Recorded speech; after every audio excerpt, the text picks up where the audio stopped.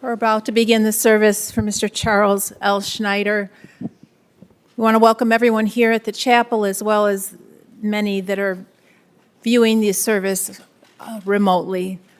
For those of you present at the chapel, if you have a cell phone with you, please place it in the silent mode or turn it off completely. That would be appreciated. Officiating this afternoon is Cantor Stephen Storr from Congregation Beth Shalom in Northbrook. Ladies and gentlemen, as you may or may not know, we have an overflow of people.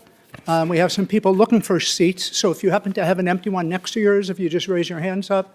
Ladies and gentlemen, you can find seats wherever these hands are kindly raising so that you can participate in the ceremony equally with everyone. That was very much appreciated. Thank you.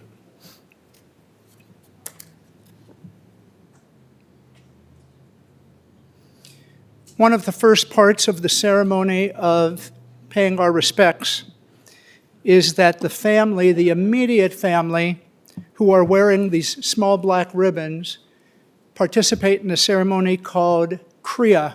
Kriya simply means to tear, and it's an external expression of what they are feeling internally, that they're feeling something's been torn, something is incomplete, there's a sense of emptiness. And even though we could try to sew up that little ribbon, you would always see that stitch, that imperfection in it, and that's the way that you will heal. Your heart will heal, but it will be a little less than perfect. But it's a gesture that the immediate family is to make. Historically, people would tear at their clothing. This is simply a little bit more economical. And his children are wearing ribbons over their left side towards their heart, and other family members are wearing it on their right side, his siblings, his spouse. And that's the difference between the commandment of honor thy father and mother. We do it in a very different way, a very unique way of thanking them, honoring them for the life that they had given you. So I'm going to ask those with ribbons to stand up if you're comfortable to do so. Others next to them are welcome to stand in support if you wish. And we're going to say this bracha, this blessing, which doesn't seem sensible at a moment to praise God when we're here somewhat struggling with God at the moment for some of us. But we stand and we say this blessing, this prayer, to thank God for life, for the love you've had, for the memories you'll keep, for the ability to heal after a loss such as this.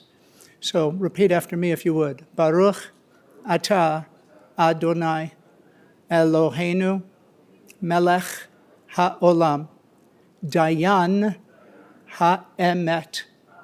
The last two words are the judge of truth. God giveth, and God returns our souls back to the heavens when our time comes. And we continue to hold on to our faith, and we praise God. You can take your hand and just pull a little tear into your ribbon. If you have trouble.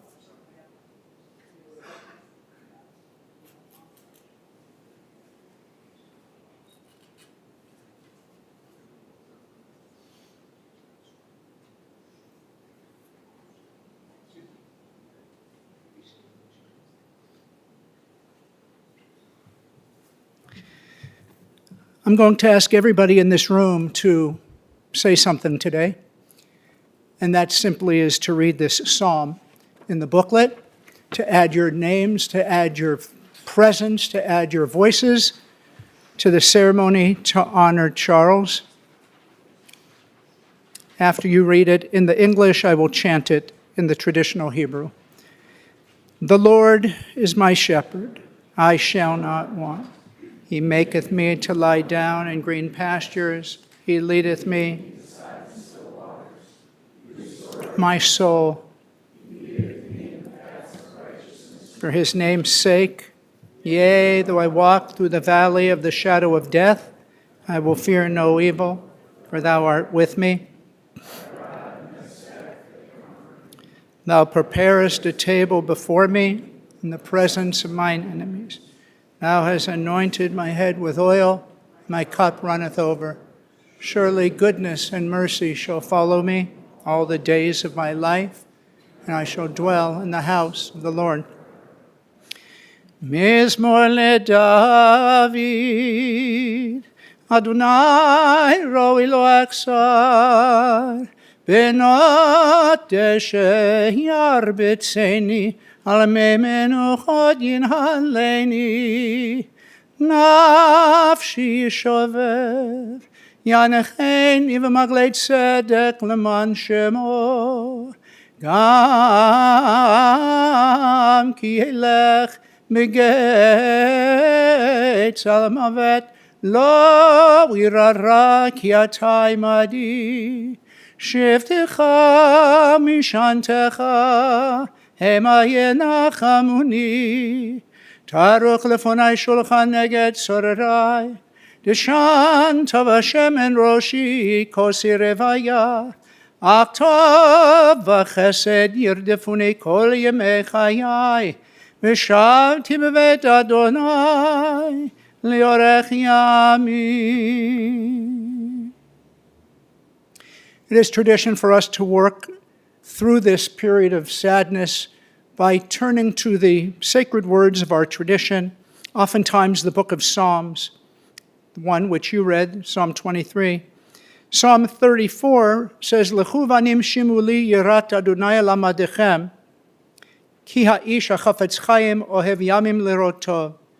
Come forward, children, and listen. Listen closely, and you will learn what it means to honor your Maker. One who should be eager and enjoy life. One who desires good years of good, not for only themselves, but for others. To guard your tongue from evil and your lips from deceitful speech. Push away evil and do good. Seek peace amongst your neighbors and pursue it each and every day. The writer Ecclesiastes offers these familiar words, to everything, turn, turn, turn. A season is set for everything, a time for every experience under the heavens, a time to dance and a time to cry, a time for birth, a time to die, a time to speak out and a time for silence, a time for planting and a time for harvest, a time for seeking, a time for losing, a time for war, and we hope a time for peace. The time of mourning someone you love so much is very, very complicated. It's filled with a lot of emotions, a lot of memories. So many of them you are blessed with were happy memories. We have begun our service with the recitation of these readings of Psalms to link Charles's soul, his spirit, to our history, to our people, and to the eternity of God. The fact that I am referring to Charles as Charles infers that I unfortunately did not know him well. Those who did used a litany of names for him. There was Chuck and Chucky, Chaz, Charlie, Charles, Chuckles, Papa C, Papa Butt, and Tree. To me, all the variants of Chuck made sense. It is the name Papa Butt and Tree that made me query. I think I can decipher who used to name Papa Butt. The name Tree, I presumed, was due to his stature, a man who stood tall like a mighty redwood. His hands were like paws of a bear, and his strength matched his image, Carter professed to me. 6'2", intimidating presence who cast a large shadow, and yet he was the kindest and most generous of men, and so easy with whom to talk. And even the younger generations of this family agreed that unanimously. The poet Maya Angelou wrote a poem with which I would like to begin. When great trees fall, Rocks on distant hills shudder, lions hunker down in tall grasses, and even elephants lumber after safety. When great trees fall in forests, small things recoil into silence, their senses eroded beyond fear. When great souls die, the air around us becomes light, rare, and sterile. We breathe briefly, our eyes briefly see with a hurtful clarity. Great souls die, and our reality, bound to them, takes leave of us. Our souls, dependent upon their nurture, now shrinks. Our minds, formed and informed by their radiance, fall away. And when great souls die, after a period, peace does bloom, slowly and always irregularly. Our senses, stored never to be the same, whisper to us, they existed, and we can be as well. We can be and we can be better, for they existed. Your tree, which has fallen, has left behind a majestic story. He was the towering tree under which you could rest, the tree whose long-reaching branches and leaves provided you shade. And you could eat from his fruit being the sweetness of his spirit and the nutrition you gained from him from all of his advice. He was recently christened to a new moniker by his family as our giving tree. He gave you everything he had to give, and you were blessed by his gifts. Now that your tree has fallen, it is time for you to water his roots with words and love and admiration.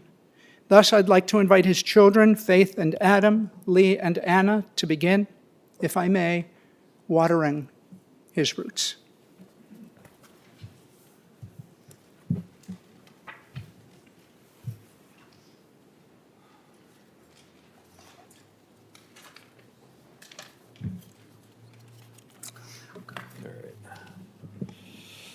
All right.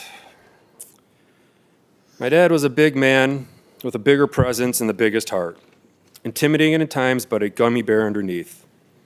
The man loved sports, live music, cigars, beef sandwiches, barbecue, good travel, a walk, licorice, and ice-cold tequila. But most of all, he loved his family, immediate and extended. And I use extended loosely because if you were in his orbit, he considered you family and were always welcome in his home and heart.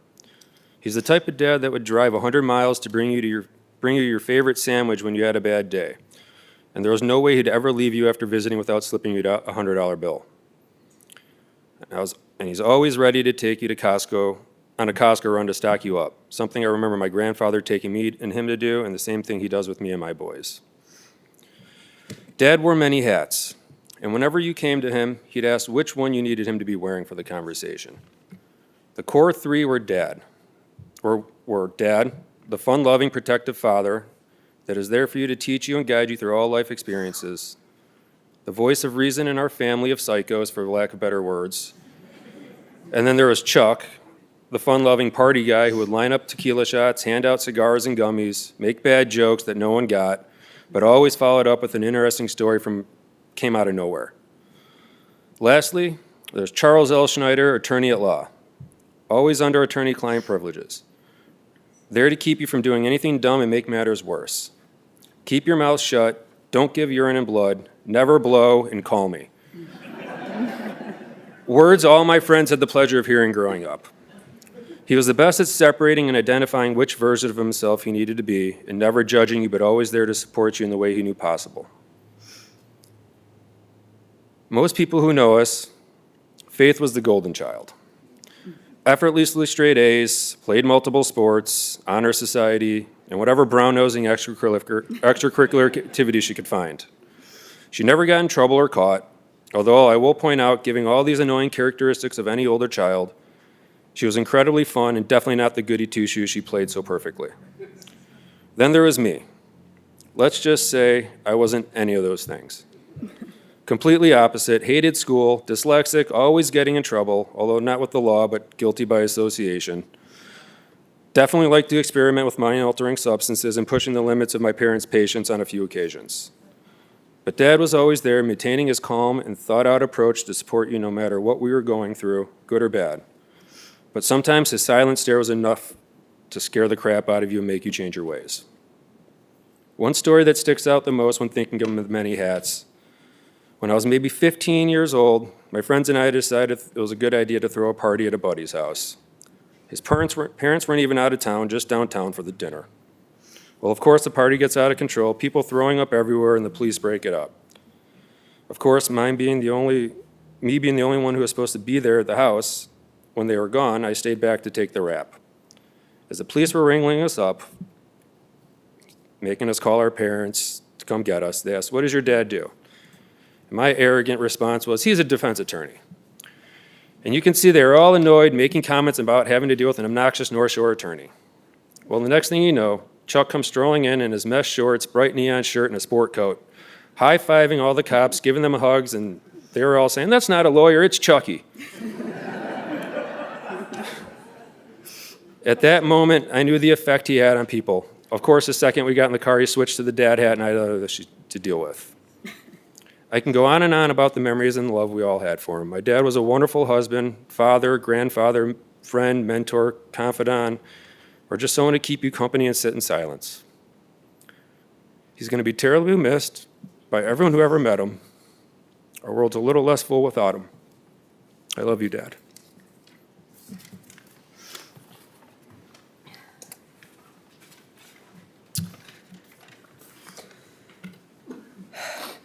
As the member of the family who is generally counted on to speak on any occasion, I find myself in a difficult position, struggling to find the right words.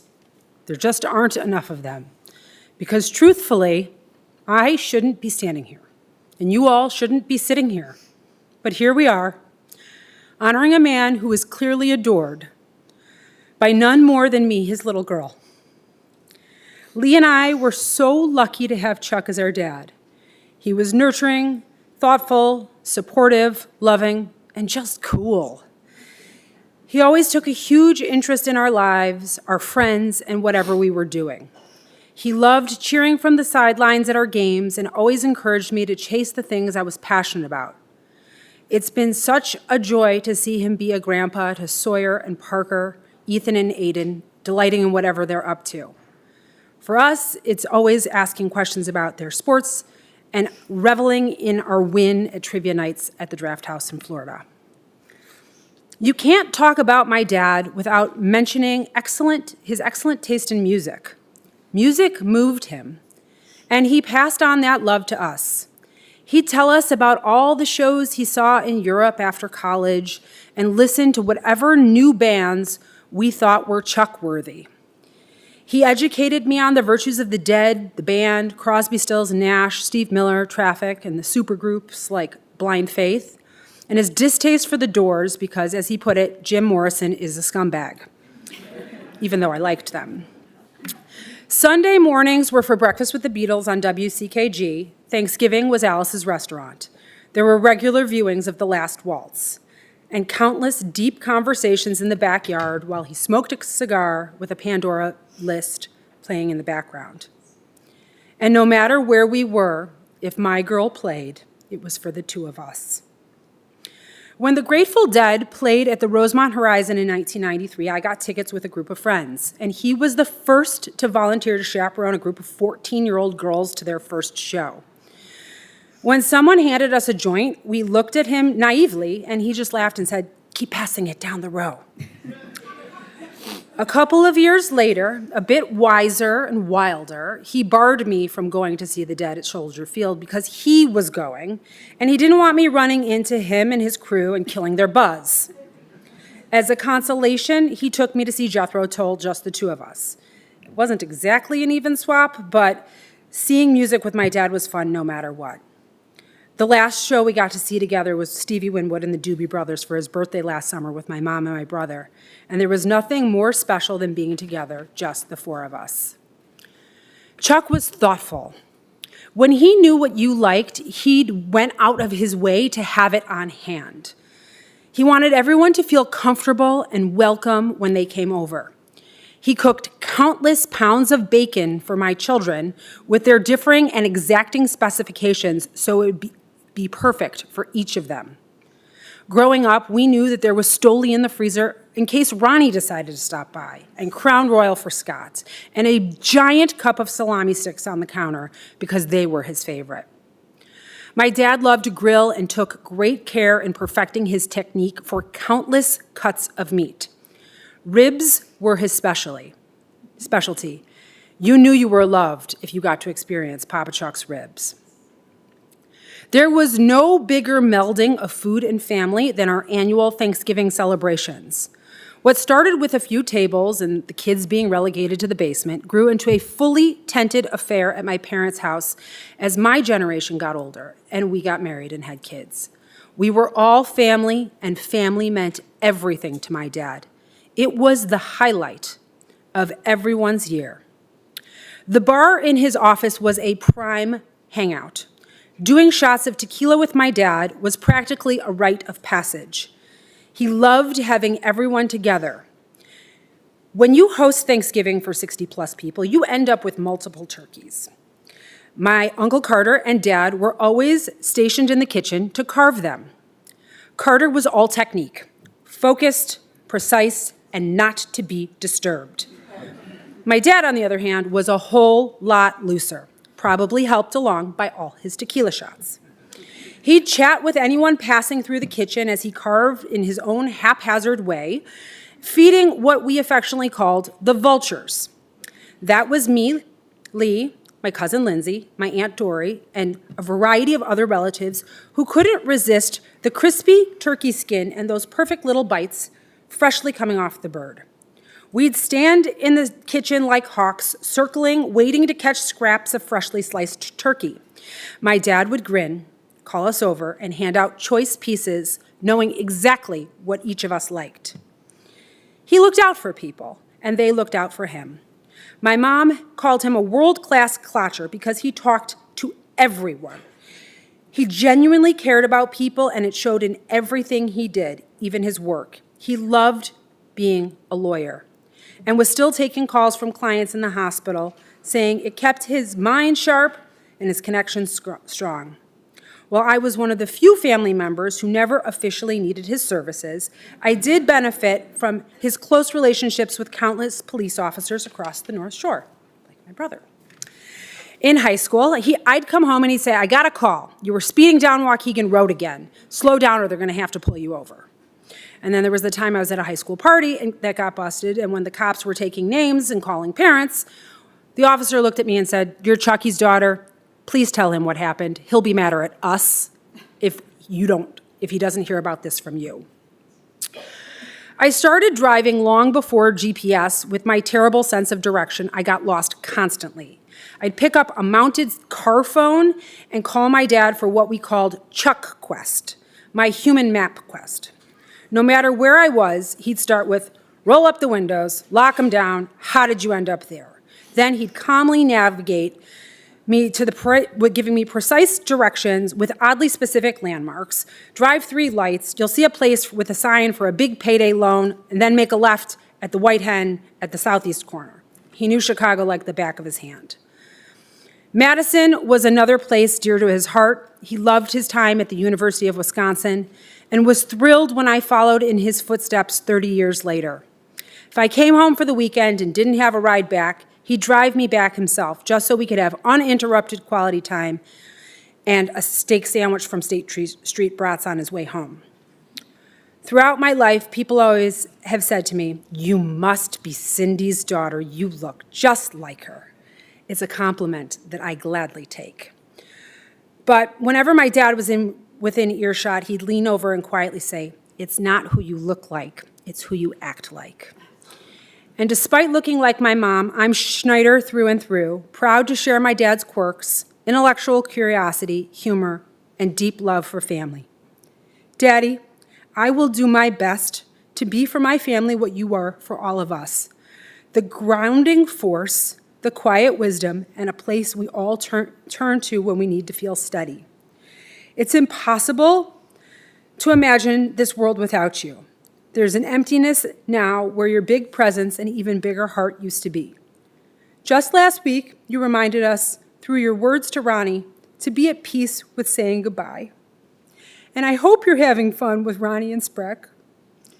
I'm trying, but I wasn't ready to say goodbye, and I will miss you for the rest of my life. I love you always.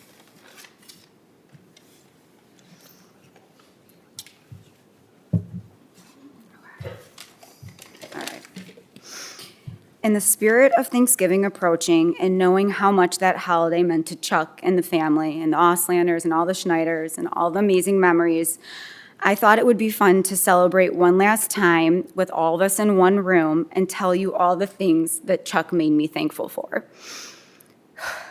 Chuck, I'm thankful for you opening your arms and welcoming me so quickly when I met you. We immediately had a bond like no other. For bringing us bags of salami sticks or steaks or anything meat-related when you came downtown to see us, your famous chicken or ribs. I'm thankful for you letting me name Ethan after your mom, Edie, who now wants to change his name to Chuck. For all the amazing trips to Florida, Jamaica, Turks, and of course your 70th in New Orleans, standing in line, eating fried chicken, laughing so high on gummies together. For welcoming my whole family into yours and making new traditions with the Edelheights and Goldbergs, drinking tequila for break the fast, making my dad learn how to golf, and giving him a new friend. You always told me how lucky we were to have such a strong connection with the Edelheights. I'm thankful for you being the most incredible papa, coming to literally every sporting event or school Shabbat for Aiden, for not listening to us during COVID when we told you to stop walking over to our house every hour. You made up every reason to see us, but we're so glad you dropped off that extra barbecue sauce we had to have. Papa Willie's. Papa Willie's. I'm thankful for you creating the best family for me to be part of. I'm thankful for making Lee and showing him how to be the most supportive husband, best friend, companion, and father. He's the best dad because of you. I promise to take care of him. He asked me to. For coming with me and Lee to get Tuco and letting her lick your ears and loving her as much as Lee and I do. In my most recent memory, I am so, so thankful for you telling me in the hospital that I was your favorite person. I'm never going to forget it, even if it meant your favorite daughter-in-law, your only daughter-in-law. I'm thankful for my boys to pass on the Schneider legacy. Chuck, you're a legend. If anyone knew Chuck, he always would start every sentence with, "Guess what? Guess what?" Well, I never thought I would be the last to say guess what, but guess what, Chuck? I'm so thankful for you. I love you.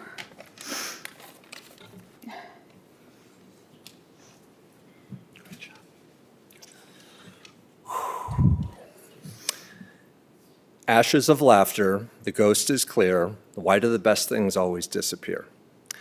For the past 22 years, I've had the honor of being Chuck's son-in-law. Although, and I'm sure you'd agree, Anna, the title of in-law was just a formality. When you were in, no questions asked. Because to you, Chuck, family was everything. When Sawyer was born, you were the first of the grandparents to find out that we'd had a daughter. When Parker was born, you camped out for hours on the tiny couch in the delivery room, finally and begrudgingly being sent home when you could no longer keep your eyes open. Because to you, Chuck, family was everything. I'll miss the countless celebrations you and Cindy hosted in your home, and will cherish the memories of schlepping furniture up and down the stairs in preparation for Thanksgiving. No matter what the occasion, a Schneider party was guaranteed to be filled with a lot of laughter, great music, an obscene amount of food and tequila, and more than anything, love. Because to you, Chuck, family was everything. I'll miss watching late-night college basketball games with you, and I'll miss listening to all 18 and a half minutes of Alice's Restaurant with you on Thanksgiving morning. I'll miss hearing you say, hello, and think of you every time I eat oysters, hear a song by the band, or see someone wearing an oversized neon sleeveless Under Armour shirt, assuming you didn't buy all of them. I'll miss our time together on Singer Island, throwing the kids in the pool, binging college bowl games, and watching sunsets from the balcony. Finally, Chuck, I'd simply like to say thank you. Thank you for being an incredible father, papa, friend, and sounding board. Thank you for your hard work, your generosity, and for being a source of safety and calm. But most of all, Chuck, and you too, Cindy, thank you for faith, the greatest gift of my life. I didn't think I'd be the crier. Going home, by the waterside, I'll rest my bones, listen to the river sing sweet songs to rock my soul. Fare thee well, Chuck. I love you.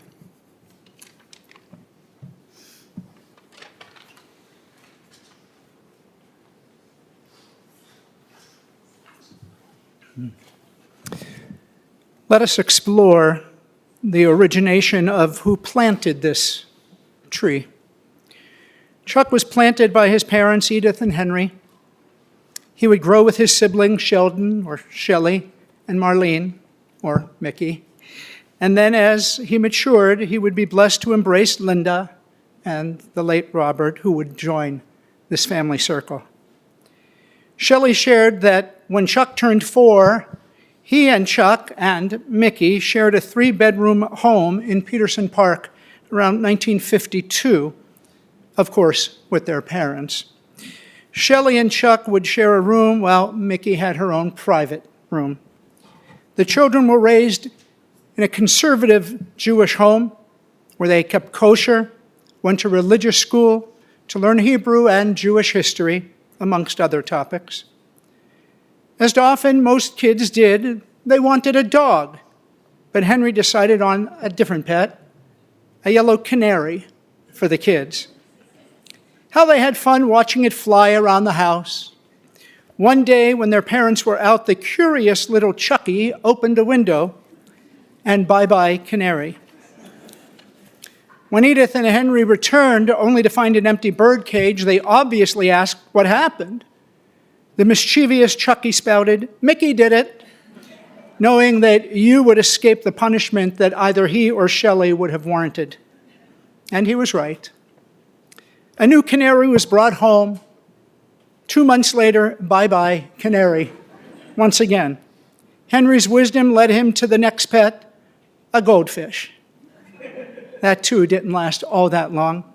Ultimately, later in life, Chuck would become a dog owner and a dog lover. Shelley defines his brother as a very special person, a little brother that followed him and his sister around and then blossomed into this tall, strong redwood. He would attend Solomon Elementary School, then Von Steuben High School, where he excelled in basketball and was known for his signature hook shot. Chuck then entered Wisconsin University, as many in this family tree would eventually do, from where he would graduate in 1970. Then, to avoid the draft into Vietnam, he applied to DePaul Law School. Now, I don't know per se if he was a bit fearful of the war or if it was his big heart for social justice that inspired him to oppose the war. As a young boy, Charles, I was told, respected his parents deeply and remained very close to them during his lifetime.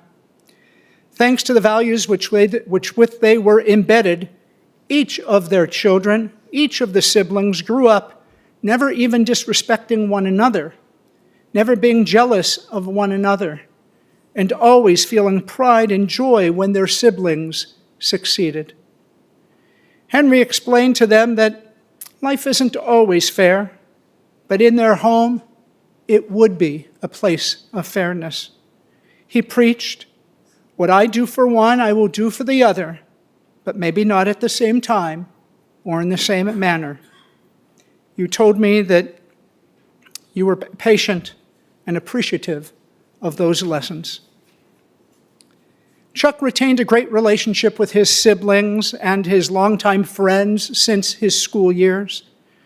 I would now like to invite two of Chuckle's close friends, Neil and Scott, to offer their memories at this time.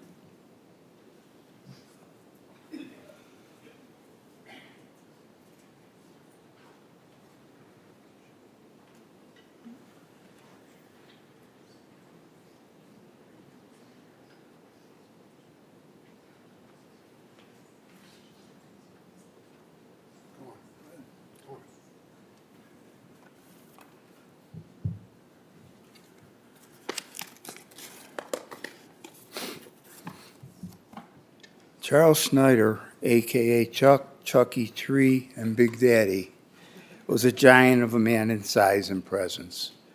He also was a person who possessed a huge heart. I met Chuck through my cousin Cindy. Not only was he a friend, but he was also family. Our families did so much together. We traveled to Colina, Acapulco for the Millennium, numerous trips to Tucson, Singer Island, Ohio to see the Rock and Roll Hall of Fame, and the Rock and Roll Museum and the NFL Hall of Fame, and to the West Coast, where we played Pebble Beach together. Needless to say, I spent a lot of time with him. We smoked cigars too many times and spent nights talking about anything and everything. Well, Chuck did most of the talking, as he had the gift of gab, and I am more of the silent type. I never saw Chuck get mad. He was the most even-keeled person I knew. He never raised his voice and always was a peacemaker. I wish I had the patience he had dealing with situations.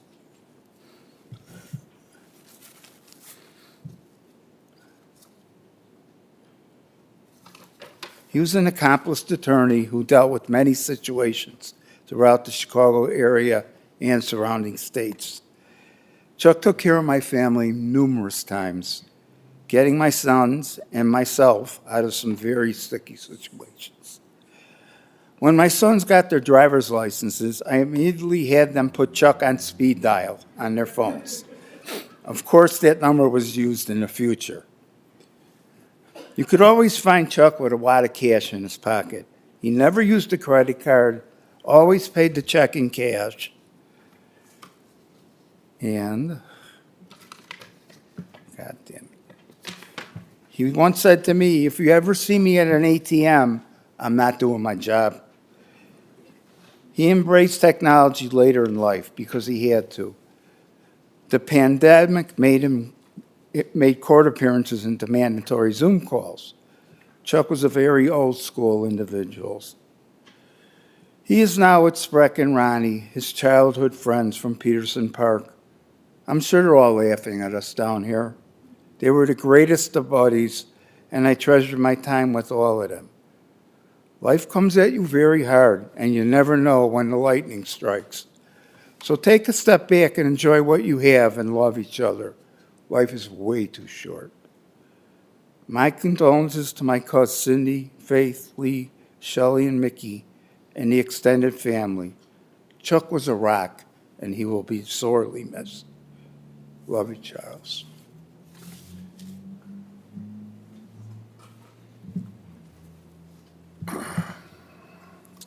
There isn't anything that everybody has said this afternoon that was not true. Chucky was just an amazing person, but my little thing is more personal. When Ronnie Merrill passed away and his funeral was last week, I woke up that morning and I said to myself, Chucky is going to be in the hospital during Ronnie's funeral, and he's going to be alone. Ronnie was his best friend since he was 5 years old. They went to kindergarten together, and I just could not, in my heart of hearts, see Chucky laying in a hospital bed by himself. So I called Cindy, and I said, I'm going to go sit with Chucky in the hospital, and we'll watch the funeral together. So I went to the hospital, sat with Chucky.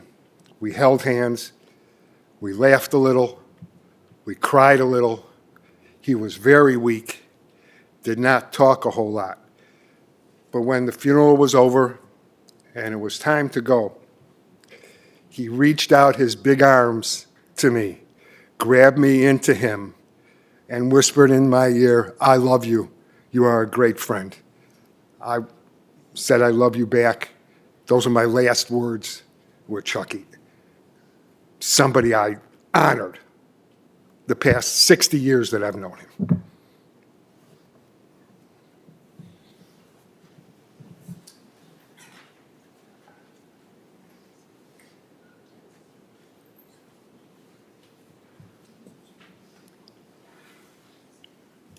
I don't know if it was one of you two gentlemen or Ronnie who was the one who hit Chuck on the head with a shot put, but it's time to confess if it was. Shelley admitted that his little brother was prone to accidents, such as breaking fingers and bones. Faith also made a mention of fractures, but she was talking about some of her dad's interest, shows like Fractured Fairy Tales, Dudley Do-Right, Bullwinkle, maybe even Mr. Peabody and Sherman. He cherished his Bullwinkle piggy bank. He could be found squirreling away nostalgic gifts such as coins and old college T-shirts just to surprise his kids anytime, any day, for no reason at all. He might buy you birthday presents months in advance or purchase saving bonds for your future. You had no idea until he would unveil at some undetermined time, having hidden them in the house for you. He would periodically amass a load of candy and store them in Merle's basements to be distributed to all the children later. He practiced within both Cook and Lake County, driving countless miles from one to the other. His car, you told me, became his dining room, often eating on the run. He was pretty good at eating with chopsticks while driving. I think it was Lee that applauded him. He practiced law up until the time he was deciding to retire, but he never really wanted to stop. He loved what he loved, and he did it so well. He enjoyed the talents which he had amassed, which always seemed to keep him just one or two steps ahead of many others. Chucky loved the outdoors, and when he could, he took some time to relax by hiking. Maybe to keep up his energy, he would take a backpack filled with some of his favorite treats, such as licorice or gummies or malted milk balls, or maybe even just a chunk of white chocolate. The people who hiked with him didn't always find it relaxing, such as when he hiked with you, Cindy, in Colorado, which you professed was his motive to kill you. Merrill felt the same way as they lugged their way up Masada as you walked through Israel. Another obsession and passion were sports, Cindy told me. He knew every team, he knew every player, and not only their stats, but their personal histories. That must have been part of the magic he used when he would draft his fantasy football teams. Oh, how he loved his group of friends who played with him, as he did his golf group and his poker buddies. He loved walking the beach with a good Hoya de Monterrey epicure. One of his talents, which everyone spoke of, was his ability to easily talk to everyone and anyone. He was interested in others and made them genuinely feel as if he wanted to learn every detail.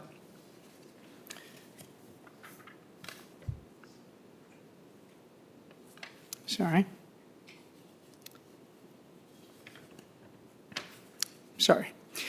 Cindy recalled the countless times that Chuck suggested it was time to leave from a party or an event, only to find herself outside waiting for him as he schlepped out long goodbyes with his friends.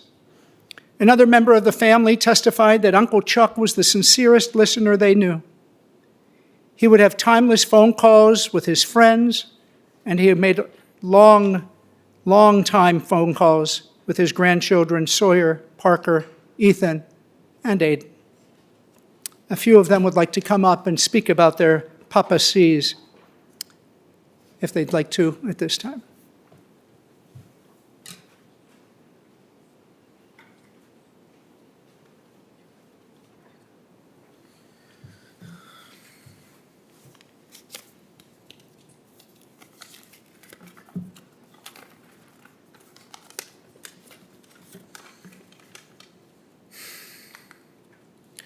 As many of you know, Papa Chuck loved the Beatles, and because of his influence, my family's generation have found a deep love and respect for them as well, because that's just who Papa Chuck was. He was a man of passion and ideals, dedicating his life to helping and serving others. And in this, he inspired me to be the best version of myself that I can be, and strive to help others to be their best selves as well. There's no single amount of time or stories that could even partially encompass the life of Papa Chuck. But I will spend the rest of my life attempting to impart his wisdom, kindness, and generosity out into the world, into my future family. As I mentioned, Papa Chuck loved the Beatles, and specifically there's one song that comes to mind whenever I think of him, that being one of his favorites, A Day in the Life. As the song states, I read the news today, oh boy, about a lucky man who made the grade, and though the news was rather sad, I just had to laugh. I saw the photograph. This speaks to me specifically on this day, as I can recognize that although the journey of recovering from his passing will be long and painful, especially on this day, I know that Papa Chuck would want us to all to remember him for who he was. A kind, generous, intelligent man who always put his loved ones' needs above his own, and not what caused his passing, and who he was in his final moments. I can recognize by the multitude of you today that how truly special Papa Chuck was, and in some way or another, being that as a family member, friend, or even co-worker, he touched you in a meaningful way. And although he is now gone, I will always remember and carry on the legacy of my Papa Chuck.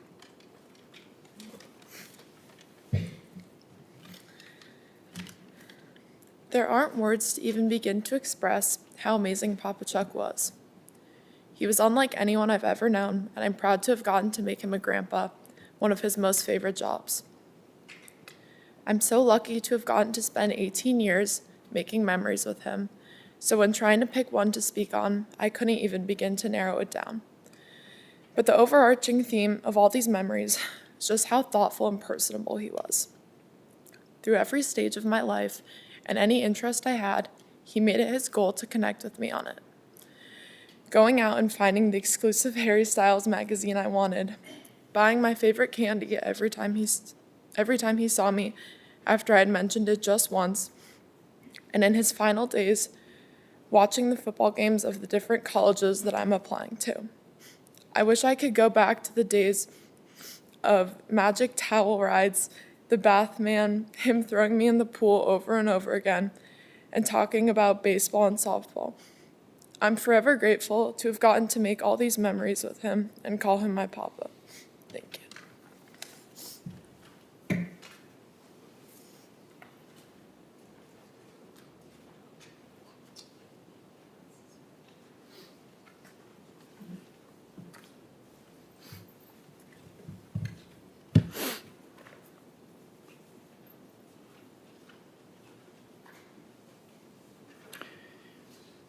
Chuck was ecstatic when he was blessed with another generation of family. You shared that he would pace and pace frantically while waiting for the news of each arrival. He loved to teach the children how to play cards, and he never gave away a winning hand just so you could win. He was so happy to attend as many of your games or events as he could, be it here in town or if he had to travel to see you. How he loved to babysit, and what fun you must have had. Cindy, you and Chuck shared 51 years of marriage. You were fixed up by family and friend Merlin Hetty, I believe. You boasted on how he stood by your side during some of the most challenging times in your life, and what a joyful blessing you shared in raising your children together. You enjoyed travel to France and Spain and Italy and Jamaica and Israel and Florida, and I'm sure so many more. Though you did explore many places, you each had special dreams of your own. He wanted to travel to Africa. You wanted to travel to Japan. Sadly, Chuck's dream didn't come to fulfillment, but I do hope you will fulfill your dream someday. Family was, as you've heard, number one in his heart, and your home was the epicenter of so many family gatherings. Nieces and nephews were tossing out all of their memories as well last evening. Michael and Andrew and Rachel and Susan and Ross and Stuart and Lindsay and Sari and Andrew, every one of them felt so close to their Uncle Chuck, as close as one possibly could. You recalled Hanukkah, and as we've heard, Thanksgiving, and Super Bowl parties. Cindy, your home was always open to one and all. As one niece personally bore witness, as she said, she lived in your home for a period of time, and how Uncle Chuck stood by her side as she walked down her wedding aisle. For others, he may have signed a ketubah at your weddings, and he adored his opportunity to place on your shoulders a talit at your celebration of your bar and bat mitzvah. There was a special talit clip you told me about, which he affixed to that ritual shawl, one which his own father, Henry, had constructed and passed down. As Faith mentioned, Thanksgiving was a significant day, an annual masterful feast of delicious home-cooked foods. Even friends who defined themselves as family were welcomed as family. Chuck, Tree, Papa C, etc., was a generous man with his time, with his advice, and with his resources. He often gave tzedakah, charity, to the homeless and to other certain interests that meant something to some other people that meant a lot to him. You could always find him with a wad of bills in his pocket, as you heard, bound up with his binder clips. He, like Shelley, you could always find a $2 bill in their clip or their wallet, which was a tradition passed down by their parents. And if I've gotten the quote right, Shelley, they said, keep this. It will always keep this with you, and you'll never be broke. There are bountiful traditions transmitted through this family's history. And it's not a tradition, but more of a genetic defect, which Linda and Cindy and others declared was passed down to Chuck, and you too, Shelley. That being color coordination and dressing oneself. Chuck's fashion style and attire needed a lot of loving care. He had a love for wearing basketball shorts and basketball shoes. He wore cutoffs and, as you heard, Under Armour shirts. One outfit which I had wished I had personally witnessed was the brightest neon outfit one could ever vision, which the family agreed could be seen from space. Truly a man of comfort. He's gone, Lord, he's gone. Like a team locomotive rolling down the track, he's gone. He's gone, and nothing's going to bring him back. He's gone. As harsh as it is to hear these words, lyrics from one of Chuck's favorite bands, the Grateful Dead, it's important that the stark reality needs to be spoken and needs to be confronted. First, of course, to honor Chuck and all the good that he brought into our lives. Second, because death can only have domain over us if we allow it to hold us hostage. It's unhealthy to hold within oneself the burgeoning emotions of sadness and of fear. How will we get on without him by our side? Fear of how do you move into the future without this guiding light, this giving tree. But you will move ahead, and through the valley of the shadow of death, never getting over your loss, but getting through this initial period of time, this period of pain. And yet you will smile when you come to realize that Chuck's presence will remain much more profound in your life than will be the absence that you feel today. Take some time each and every day to talk to him. Listen for Papa Chuck's trademark response of hello, as only he could do. You may hear it or not, but you will be engaged with communing with him, spirit to spirit. You may choose to ask him some esoteric question, such as, Papa, did you get into heaven? And don't be surprised if in Papa Classic he would respond back, of course I did. I got a guy. May his memory be dear to all of you. Let's stand as we complete our service with a memorial prayer.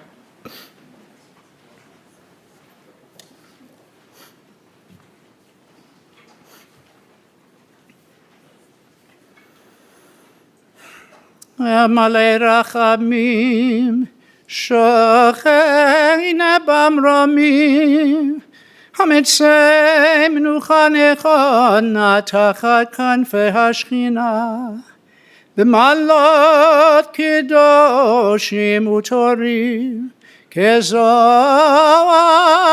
רקיע מזהירים, את נשמת חיים בן חנוך ויהודית, שהלך לעולמו בגן עדן, תהי מנוחתו, ענה בעל הרחמים, הסתירהו בסתר כנפיך לעולמים, וצרור בצרור החיים את נשמתו, אדוני הוא נחלתו, וידוח בשלום על משכבו, ונאמר Amen. Exalted, compassionate God, creator of us all, grant an infinite rest in your sheltering presence among the holy to the soul of Charles L. Schneider, who has gone to his eternal home. We ask that this beloved man find perfect peace in your eternal embrace. May his soul be bound up in the bond of life as he rests in peace. May the next time this family have a reason to gather together only be a time of sweetness in your lives. Amen.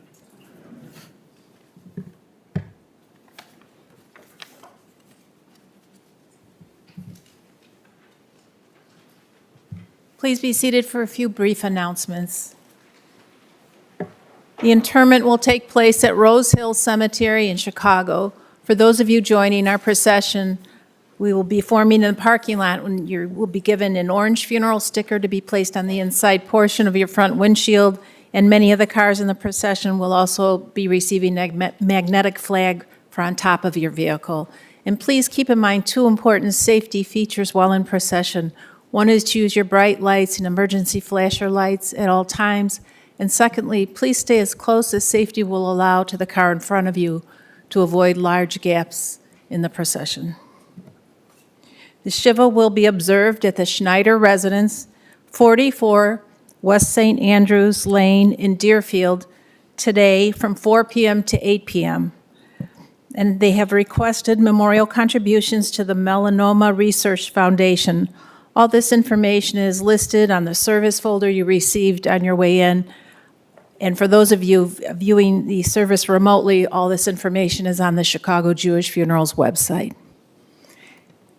At this time, I'll ask the following people to please step forward to serve as pallbearers: Stuart Auslander, Ross Auslander, Lindsay Auslander, Michael Schneider, Andrew Schneider, Susan Unger, Rachel Light, and Sari Rootberg. I'll ask everyone to please rise at this time.